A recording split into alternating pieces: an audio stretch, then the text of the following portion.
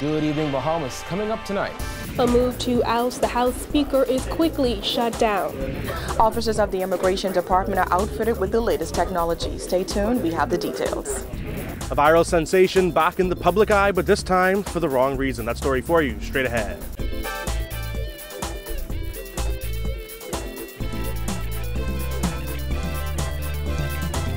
Our news is brought to you by Alive, the nation's newest and best LTE network. Good to be alive. Welcome to our news and thanks for joining us. I'm Kyle Joaquim, topping news tonight as the opposition moved a motion of no confidence in House Speaker Housen Moultrie today. FNM MP Frederick McAlpine suggested it is the Minutes administration that Bahamians are losing confidence in. The Pine Ridge MP said Bahamians are highly disappointed with the FNM, adding that voters had hoped for a different type of leadership. But nearly 1 year in, it appears to be the same movie with a different cast. Bonnie Q reports. Even as members of the governing party expressed confidence in House Speaker Housen Moultrie, who has been the subject of harsh criticism in recent days, perhaps the harshest criticism of the FNM government came today from one of their own, Pine Ridge MP Frederick McAlpine. The chair, the member recognizes the member for Bamboo Town. Mr. Chair. Please, Pine Ridge, please. Mr. Chair. The chair will recognize all members if and when the appropriate time comes. The chair now recognizes the member for Bamboo Town. Please be seated, Pine Ridge. This awkward exchange between McAlpine and Deputy House Speaker Don Saunders set the tone for McAlpine's damning assessment of his own political party's performance since taking office last May. In a communication reminiscent of former PLP MP Dr. Andre Rollins, who dragged his own party over the coals back in 2014, McAlpine said, while the FNM promised something different while in opposition, it appears to be quite similar to the PLP, which was booted out of office last year. The people are mad with the present opposition. That's why they are presently in opposition. Mr. Deputy, while they are mad with the present opposition, resulting in them being where they are, the people of the Bahamas, supporters included, of our government, are highly disappointed in our performance or the lack thereof. They are no longer as mad with the opposition as they are highly disappointed in us as a government. The Hotel Corporation chairman says while he fully expects backlash from his colleagues, it doesn't change the truth of his words. Before my colleagues chew me to pieces for giving the message that is being permeated out there, beating me up for the truth, privately and publicly, does not change the perception or reality of what I'm saying. McAlpine says over the past 25 years, Bahamians have become fatigued of politicians and the way business has been conducted in and out of Parliament. He says while he was not present during the House Speaker's attack on the opposition, he was frustrated by his observations. How can an establishment that is to be so nationally high bring us to an all-time low? How does a place with supposedly honorable men and women display such dishonorable conduct? Mr. Deputy, the message the people are conveying is that they've seen this movie before. The cast might presently be different, but the plot, scenery, and performance are very vivid and familiar. McAlpine reminded Dr. Hubert Minnis that when he was suspended and removed by police back in 2013, most of Minnis's opposition team blocked officers and walked out with Minnis, but none of them were suspended. Unlike the entire opposition, which was suspended by Moultrie last week for walking out during the speaker's 40-minute rant. That reminded me of how my leader, who was once leader of the opposition, and how he had been named, and how members then sought to block the police from getting to him. That reminded me of another time when the entire opposition walked out of the House, and they were not suspended by the then Speaker, and the one and one of his members stayed behind in the person of Edison Key. The Pine Ridge MP also recalled how under the former PLP government, the FNM was taunted by PLP MPs who boasted of having the majority of seats in Parliament. He said though the government has changed, not much else has. They reminded me how the then government would stick their chests out, bang on the desk, laugh at the opposition, and would always remind them, we have the numbers. Mr. Deputy, the Bahamian people were watching this movie from 2012 to 2017. It's now 2018, and the script is familiar. This is why the people are saying, same movie, different cast. Mr. Deputy, all of us in this honorable place know how that movie ended. McAlpine then asked his FNM colleagues this question. Just to add to this movie, what are they saying about the opposition now that they didn't say about us 4.5 years ago? Things that make you go, And who's the government? The FNM MP's comments came as the opposition filed a motion of no confidence in Moutry, who has come under heavy fire for suspending the entire opposition, taking aim at former Chief Clerk Maurice Tynes, and taking swipes at the marriage of opposition leader Philip Davis. As for Moutry's assertion that his wife is an indigenous Bahamian and he has never had to divorce her, McAlpine, who has been divorced and remarried, says he is a part of the statistic that has helped to make up the relationship reality in the Bahamas. You have a lot of people who are married by paper and ring, but behind closed doors, they live divorced lives. McAlpine says while he is not prepared to advance the opposition's no-confidence motion against the Speaker, he understands why those suspended members felt the need to do so. I am sorry we had to come to this juncture. On behalf of the people of Pine Ridge, we are sorry for any ill will and offense you may have felt during these past 2 weeks, personal or otherwise. Pine Ridge also conveys the same sentiment to the Speaker of this honorable chamber, who may have felt provoked. He concluded by reminding his colleagues that the Bahamian people put them in Parliament and Bahamians can take them out. Reporting for our News, I'm Vonique Tude. Well, during that vote, 26 MPs voted in favor of the Speaker. All 4 opposition members voted against him, 1 abstained, and 7 were absent. It's being moved and seconded that the Speaker now do take the chair. As many as in favor again will remain seated. Those opposing will rise. The Speaker will now take the chair.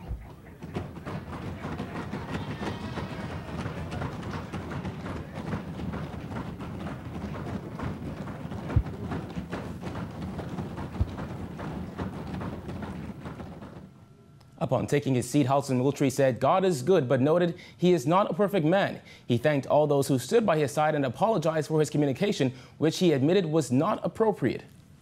My wife and I were attacked as I was labeled a misogynist, and my character, integrity, and competence were publicly castigated and or questioned by a former co-worker.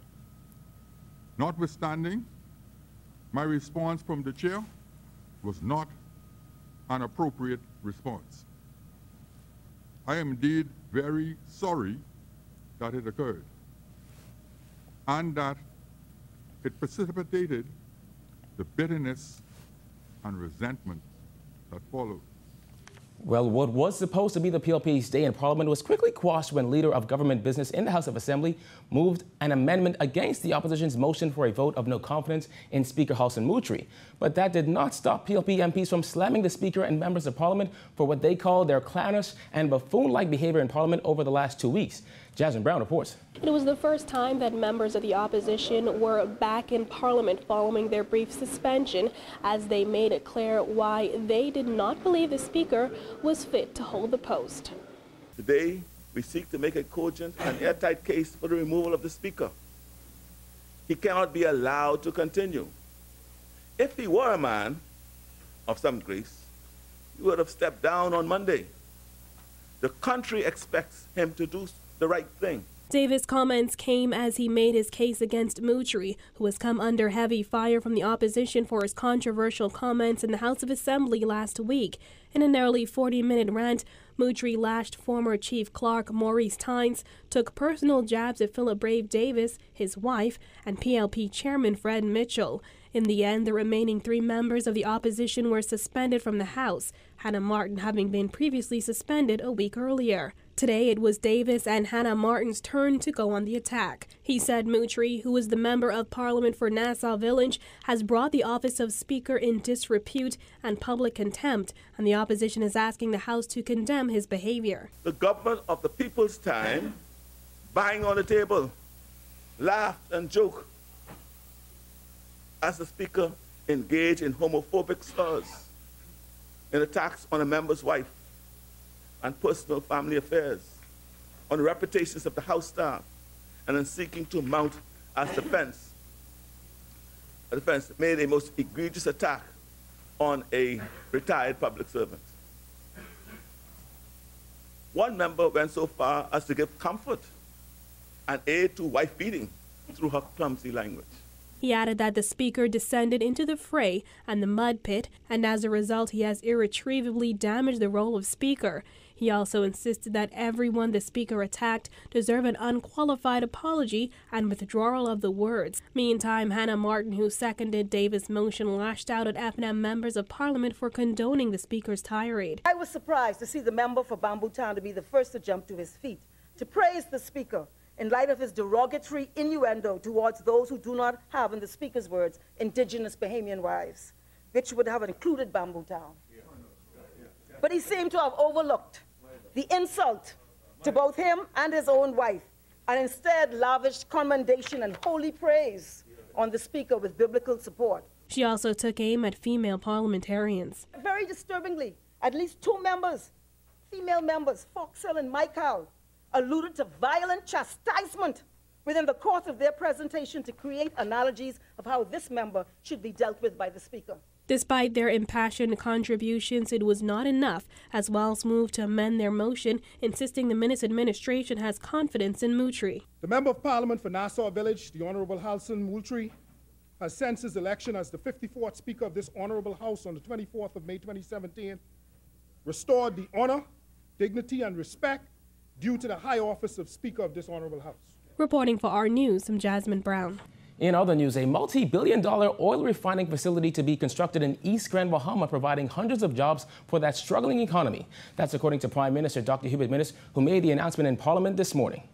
Mr. Speaker, we are on the road to revitalizing both Grand Bahama and the entire Bahamas. I am advised that Oban's Energy's management team has been involved in large energy infrastructure projects around the world. According to the Prime Minister, the first phase will include a 4 million gallon storage facility, harbor and deep sea loading dock. In the process, hundreds of jobs are expected to be created. Oban Energies have committed to creating 600 direct jobs and 1,000 indirect jobs during construction. The oil refinery has an estimated project cost of up to $4 billion US, and the terminal have an estimated project cost of up to $1.5 billion US. Minnis added that he is confident that Oban will also meet their commitment to provide $100,000 per year for community projects and $150,000 for environmental research. The government is expected to sign a heads of agreement with Oban officials on Monday morning. Well, a viral sensation who shocked to local fame found herself back in the spotlight, but not for reasons she may have hoped for. Jared Hayes tells us more. From going viral in the Bahamian social media sphere to appearing before a judge, 21-year-old Handera Roll was arrested along with 2 others on Tuesday and charged on Wednesday with possession of dangerous drugs with intent to supply. Appearing alongside Roll were 41-year-old Kenneth Monker in the purple shirt and 23-year-old Alano Noel wearing the white shirt. The trio appeared before Deputy Chief Magistrate Subasola Swain, where Noel, the father of Roll's daughter, pleaded guilty to the charge. Roll and Moncur both pleaded not guilty. The court heard that it was 10:45 on Tuesday morning when officers converged on a home at number 27 Smith's Lane. After knocking and receiving no answer, police broke the door down where they say they observed Noel throwing something in a toilet. Further observation revealed the contents in the toilet as a quantity of Indian hemp, which officers also say they found wrapped in about 86 foil wrappings. Noel's attorney, Jomo Campbell, argued for a non-custodial sentence for his client. He says the 23-year-old is a part-time roofer who fell on hard economic times.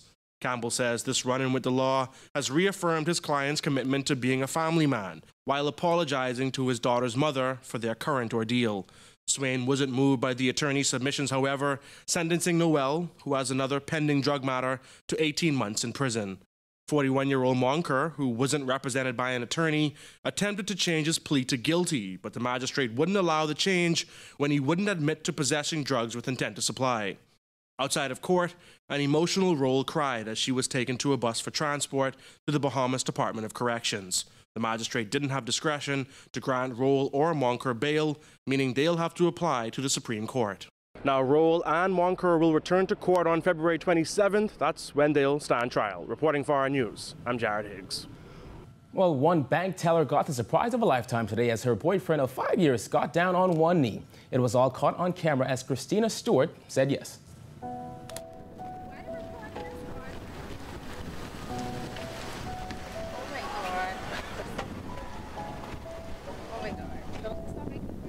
That was the moment Christina realized it was happening. Her boyfriend, Alvin, showed up on her job and asked her to follow him to his car in the Commonwealth Bank parking lot. There, he pulled out a bouquet of flowers and popped the question. Yes? Alvin, a quiet guy and an IT specialist, said he wanted to make this Valentine's Day special. So he entered a competition at Alive, and before he knew it, his proposal plans were bigger than he ever expected. We heard about his deep and long-lasting love for Christina, and we just really wanted to celebrate that, and we're so happy that it worked out well and that she's surprised and that we were able to help and make this occasion a bit special. I'm happy she said yes. I was kind of iffy for a sec there. But this is my woman, I love her. I hope to spend the rest of my life with her. Christina usually works through her lunch break, so Alvin's only chance was bringing her outside to his car. I'm still in shock. I'm sure you were pretty surprised when you saw the camera running towards you. Yes, I was. What went through your mind? I don't know what was going on. I'm still in shock. She said yes, right? Yeah. Okay. You did say yes, right? I did. Congrats again to Alvin and Christina. Still to come on our news, the Immigration Department tests body cams. The details are after this break.